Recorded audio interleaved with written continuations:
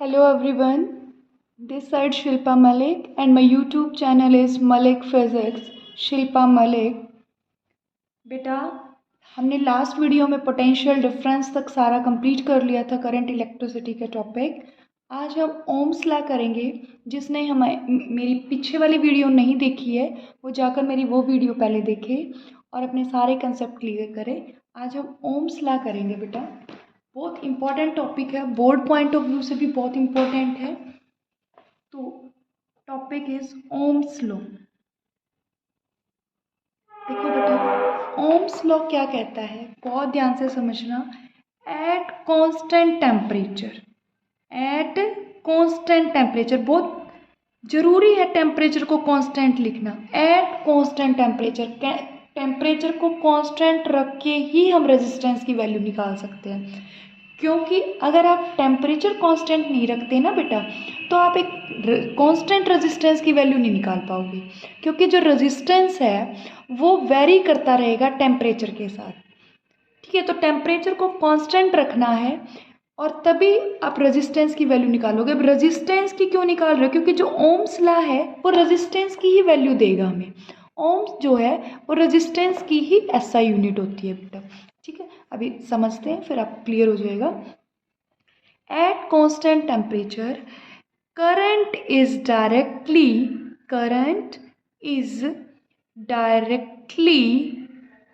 proportional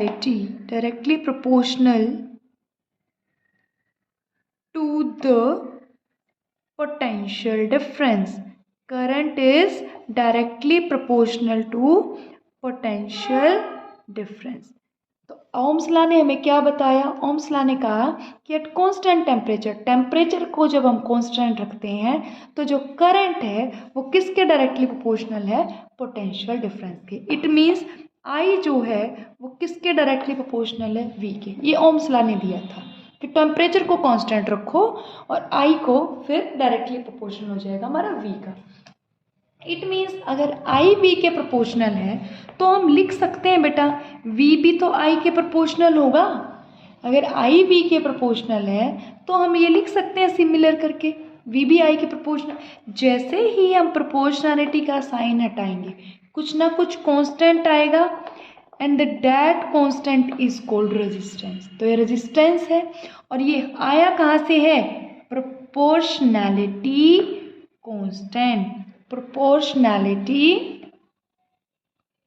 constant, जिसको हम क्या बोल रहे हैं? Cold resistance. नाम क्या दे रहे हैं इस प्रोपोर्शनैलिटी कांस्टेंट को? रेजिस्टेंस। Is it clear? तो यहाँ से R किसके बराबर आ गया बेटा? V अपॉन आई। R किसके बराबर आ गया? V upon I. क्योंकि हमें V का फॉर्मूला क्या मिल गया? V is equal to I R. इस फॉर्मूले को मैं बार बार यूज करूंगी। V is equal to I R. यहाँ से R की वैल्यू कितनी आ गई? V upon I. अब आप मुझे एक बात बताओ, क्या रेजिस्टेंस V और I पे डिपेंड करेगा? V मतलब पोटेंशियल डिफरेंस, I मतलब करंट। क्या ये रेजिस्टेंस V और I पे करेगा? नो, कभी भी नहीं, नेवर। अभी अभी मैंने बताया है कि जो R होता है बेटा वो तो कांस्टेंट है, प्रोपोर्शनैलिटी कांस्टेंट। I को बढ़ा लो, V को बढ़ा लो, कुछ भी बढ़ा लो घटा लो, R पे कोई फर्क नहीं पड़ना। R तो जितना है एक वायर का उतना ही रहेगा, उस पे करंट का और पोटेंशियल डिफरेंस का कोई फर्क नहीं पड़ रहा। समझ आ रहा है? ये ध्यान रखना। इट मीन्स हम क्या लिखेंगे? रेजिस्टेंस, जरूर याद रख लेना इस बात को। Resistance does not depend on current, that is I, and potential difference, that is V. It means जो हमारा रेजिस्टेंस है वो I और V पे डिपेंड नहीं करता। यहाँ तक समझ आया? तो रेजिस्टेंस क्या है? R है। SI यूनिट क्या होती है रेजिस्टेंस की? SI unit of resistance is ohm, OHM। SI unit क्या है? ओम। और यहीं से तो हमने ओम्स लॉ पढ़ा था। रेजिस्टेंस की SI यूनिट है ना ओम, और ओम्स लॉ में भी तो किसके बारे में पढ़ेंगे? रेजिस्टेंस के बारे में पता चलाना है हमें। तो it means at constant temperature current is directly proportional to potential difference. यही हमारा ओम्स लॉ है बेटा, समझ आया। तो यहाँ से हमारी रेजिस्टेंस की यूनिट कितनी आ गई बेटा, ओम। ये ध्यान रखना बेटा। तो अगर V हमारा I के डायरेक्टली प्रोपोर्शनल है, तो अगर मैं ग्राफ बनाऊं, यहाँ पे V है एक्स एक्सिस पे और Y एक्सिस पे करंट है। जैसे जैसे पोटेंशियल बढ़ रहा है करंट भी बढ़ेगा। इट मीन्स ग्राफ क्या होगा, बिल्कुल स्ट्रेट लाइन, क्योंकि V किसके डायरेक्टली प्रोपोर्शनल है बेटा, I के। तो डायरेक्टली प्रोपोर्शनल का ग्राफ क्या होता है, स्ट्रेट लाइन। और ये स्ट्रेट लाइन हमारे किसके बारे में बता रही है, रेजिस्टेंस के। इज इट क्लियर, किसके बारे में बता रही है, रेजिस्टेंस हमेशा कांस्टेंट रहेगा। किसी भी पॉइंट पे आप रेजिस्टेंस निकाल लेना, रेजिस्टेंस ऑलवेज क्या रहेगा, कांस्टेंट। समझ आया बेटा। अब ये रेजिस्टेंस है क्या बेटा, जो हम बोल रहे हैं कि रेजिस्टेंस है क्या। देखो बेटा, जो रेजिस्टेंस है वो एक प्रॉपर्टी है बेटा, जो कि करंट को अपोज करने का काम करता है। अपोज मतलब रोकने का काम करता है। मान लो इस वायर में जितना रेजिस्टेंस है, वो इस रेजिस्टेंस क्या करेगा, इस वायर में से करंट को रोकने का काम करेगा। जितना ज़्यादा रेजिस्टेंस की वायर होगी उतना ही कम करंट फ्लो करने देगा, जितना कम रेजिस्टेंस होगा ज़्यादा करंट फ्लो करने देगा। समझ आ गया। तो रेजिस्टेंस का काम क्या है, करंट को रोकना, ठीक है ना। तो हम क्या बोलेंगे रेजिस्टेंस को, it is a property to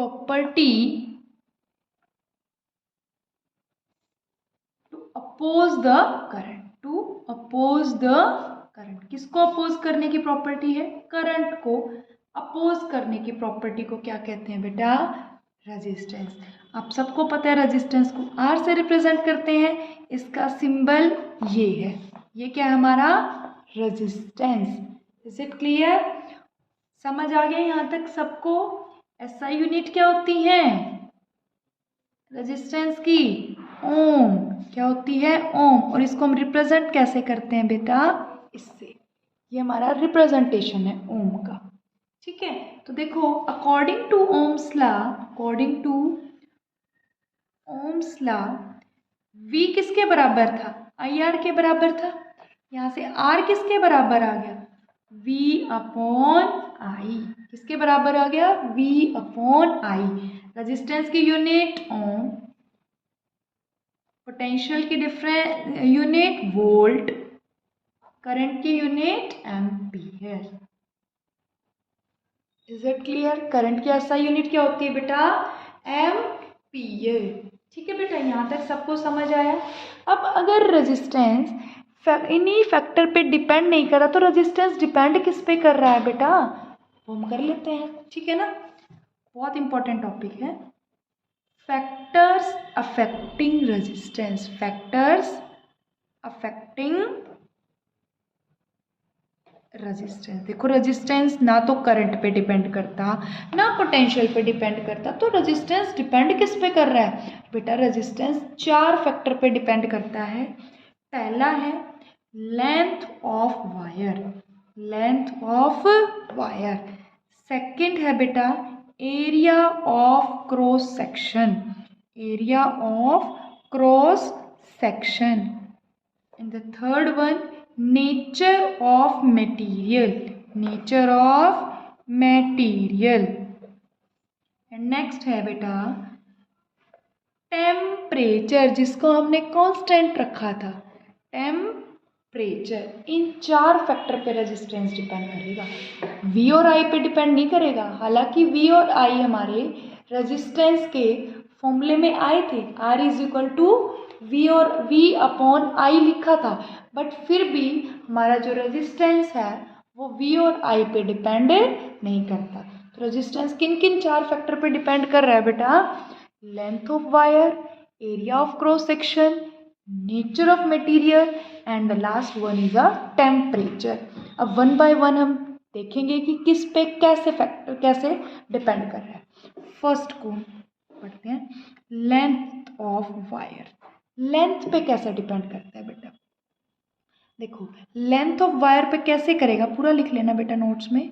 length of wire कि जो रेजिस्टेंस होता है ना बेटा, वो लेंथ के डायरेक्टली प्रोपोर्शनल होता है। क्या होता है रेजिस्टेंस? लेंथ के डायरेक्टली।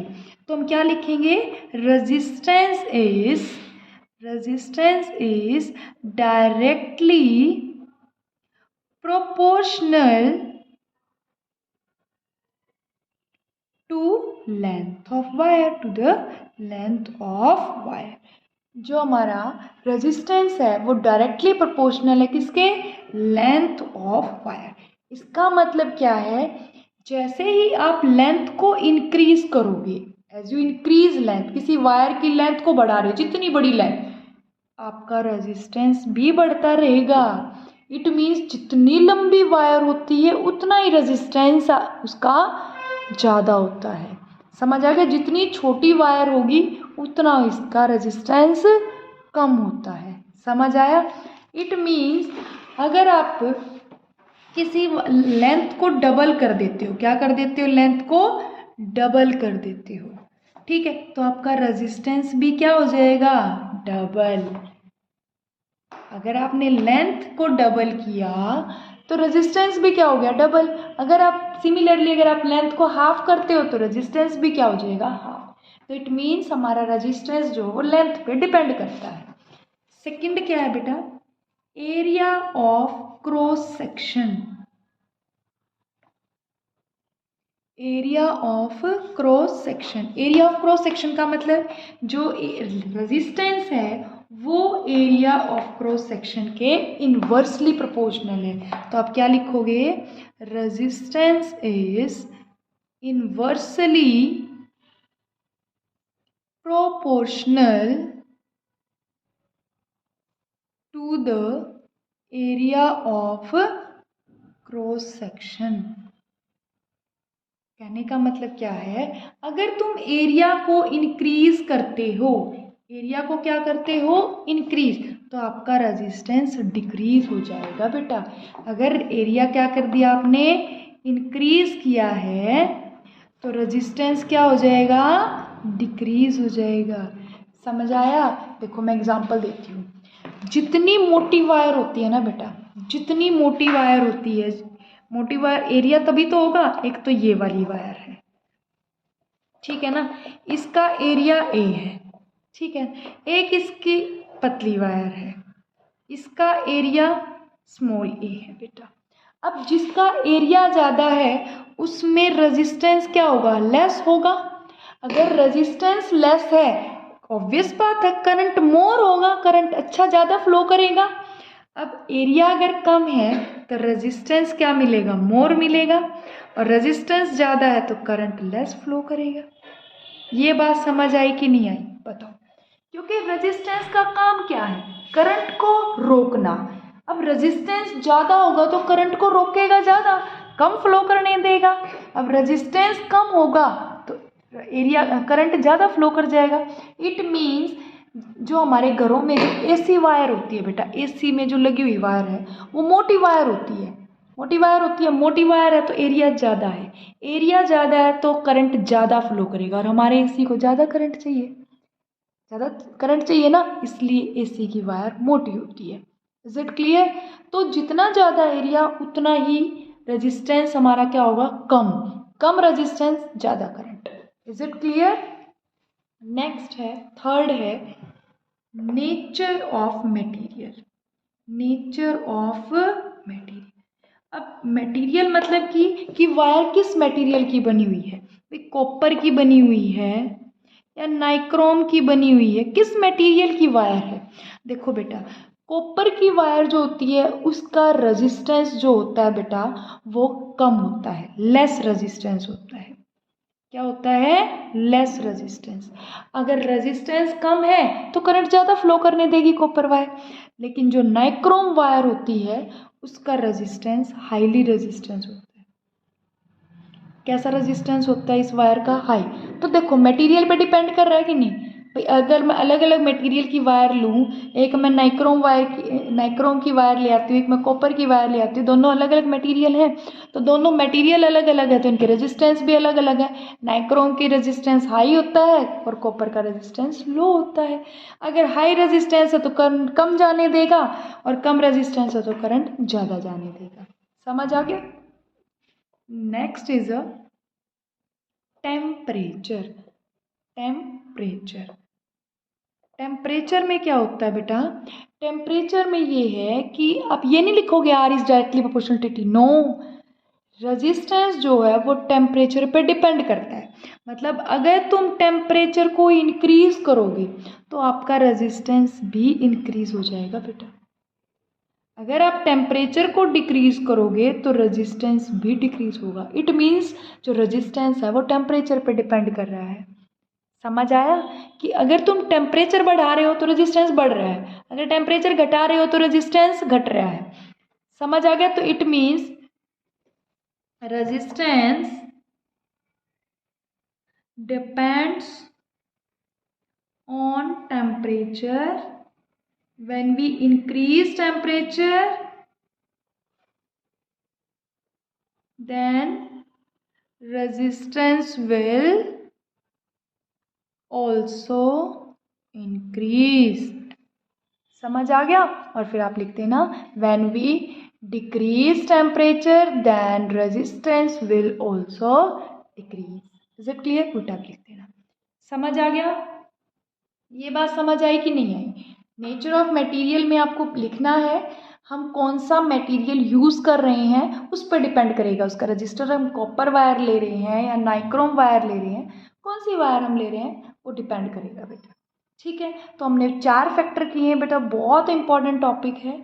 कभी भी ये नहीं लिखना आपको कि जो आर है वो तो एल के, कभी ये नहीं लिखोगे एल आर के है, नो, नेवर। रेजिस्टेंस लेंथ पे डिपेंड करता है, लेंथ रेजिस्टेंस पे नहीं करती बेटा, रेजिस्टेंस करता है लेंथ पे। ठीक है ना? लेंथ रेजिस्टेंस पे नहीं कर रही, रेजिस्टेंस किस पे है? डायरेक्टली लेंथ की। तो जैसे ही तुम लेंथ बढ़ाओगे तो रेजिस्टेंस भी बढ़ेगा, लेंथ कम हो जाएगी तो रेजिस्टेंस भी कम हो जाएगा। समझ आया? एरिया के इन्वर्सली है, अगर एरिया इंक्रीज कर रहे हो तो रेजिस्टेंस डिक्रीज होगा और एरिया अगर डिक्रीज कर रहे हो तो रेजिस्टेंस इंक्रीज। और मेन